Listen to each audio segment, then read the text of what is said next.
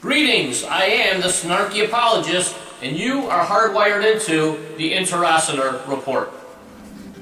The views expressed in the Interocitor Report are solely those of the creator, the aforementioned creator specifically being the Snarky Apologist and not God. The host of the Interocitor Report reserves for himself the right of free speech and expression of such as deemed an inalienable right from God under the First Amendment, but at no time will employ it by wildly running and shouting fire in a crowded theater, unless of course it's an incredibly stupid movie. Any characters or persons portrayed in these videos without knowledge are highly encouraged to get an education. Any reproductions or reduplications of this material without the express written consent of the originators is forcefully encouraged. So, help me, God. Greetings, my name is Bill, and I am the Snarky Apologist. Now, going back to the Watchtower Society's belief that Jerusalem was destroyed in 607 BCE, now we've already seen that being dismantled. There's a lot of information on the internet. I've done a couple of videos showing that not only has it been dismantled based on archaeological evidence and evidences that are available for all to see, not to mention the unanimous coming together of all archaeologists saying that 607 BCE is a wrong date. Be that as it may, the evidence speaks against the Watchtower in an extremely high manner. Now, this video is going to go a little further and show you how a family named the Egibi family, they were very prominent in Babylon. As a matter of fact, there's some stories that talk about how they were part of the those taken captive, and they learned basically, or had come up with the idea of the banking system. So the Egibi family is said to have been the founders of the banking system that we have today. They had kept meticulous records.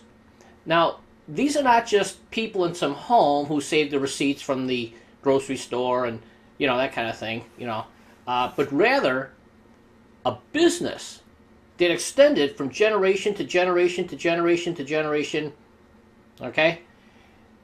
Meticulous records kept showing beyond a shadow of a doubt who was king at a certain time in history.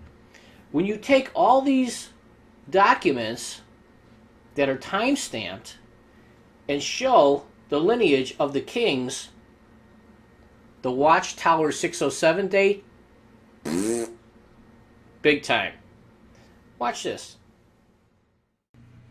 Okay, here's what you do. Go on the internet and Google EGIBI, Egibi family, and you'll find that most sources, there's a tremendous amount. If you're dealing with Babylon or the ancient Near East or what have you, this very prominent family is used as a reference point for most of the archaeologists and scholars out there dealing with that time frame in Babylon.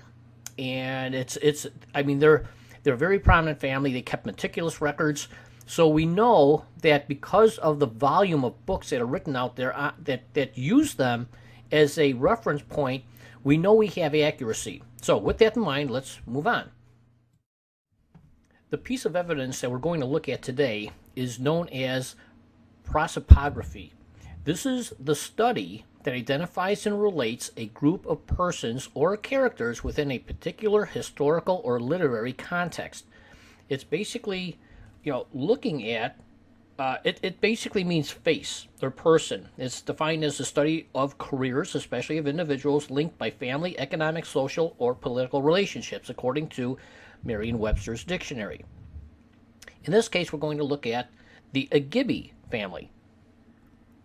So, by far, the largest private archive of the Neo-Babylonian period is that of the Egibi business family household. Now, of this enterprise, the Egibi family, Bruno Meisner says, quote, "From the firm, the sons of Egibi, we possess such an abundance of documents that we are able to follow nearly all business transactions and personal experiences of its heads from the time of Nebuchadnezzar up to the time of Darius the First." Now, it was the Arabs in 1875 and 1876 that discovered all the business documents from the Egibi house. and they were found in a mound, actually, in a neighborhood that was about 4 miles southeast of the ruins of Babylon. They found about 3 to 4,000 tablets, and they were enclosed in like jars, kind of resembling large water jars, and they were covered and cemented, and put tiles covering them, and for preservation. So they were actually well kept and well maintained. Now enters William St. Chad Boscawen. Boscawen was the one who was able to examine all the documentations, all the records of the Egibi household, and he wrote a report in 1878 which was entitled Transactions of the Society of Biblical Archaeology. In the report, he states that the tablets, quote, relate to the various monetary transactions of a Babylonian banking and financial agency trading under the name of Egibi and Sons, end quote. He says further that the tablets, quote, relate to every possible commercial transaction, from the loan of a few shekels of silver to the sale or mortgage of whole estates whose value is thousands of manas of silver, end quote. So Boscawen realizes the importance of following the sequence of the heads of the Egibi firm. He knows that if he can document who was in charge, who's the chief here at Egibi, he would have a succession, because the records would show when somebody made a purchase that John Smith purchased such and such a property in the 3rd year of the reign of Nabonidus or whatever, right? So they were all time-stamped in that fashion. So by showing all the transactions that were done and the, quote, timestamps of who was king at that time, he had a perfect sequence showing that there was no break, as the Watchtower claims. There was no break and extra kings inserted or time frames inserted. No, he had an absolutely foolproof succession and evidence tied up into these documents to prove his findings. What did Boscawen's findings show? Well, it showed that from the 3rd year of Nebuchadnezzar, there was a person named Shula who acted as the head of the Gimme firm or business, and he continued in that role for 20 years. It was up to the 23rd year of Nebuchadnezzar when he died, but he was succeeded by his son, Nabu-Ahidina. Now, Nabu-Ahidina continued as the head of the firm for a period of 38 years. That is from the 23rd year of Nebuchadnezzar to the 12th year of Nabonidus, when he was succeeded by his son, Iti-Marduk-Balatu. All right?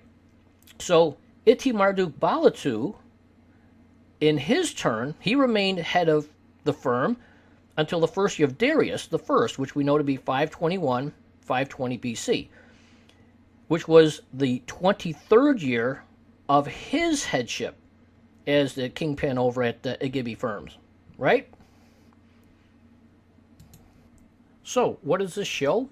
Well, this shows you that there was a period of 81 years between the 3rd year of Nebuchadnezzar II to the 1st year of Darius. Now, the reason that this fact is so important is that it totally agrees with the royal canon, the Neo-Babylonian historical records, and all other evidences that we have. Now, counting backwards those 83 years from the 1st year of Darius in 521, 520 BC, that brings you to 604 BCE. That's the 1st year of Nebuchadnezzar, and that completely agrees with all other lines of evidence. The Watchtower is bankrupt.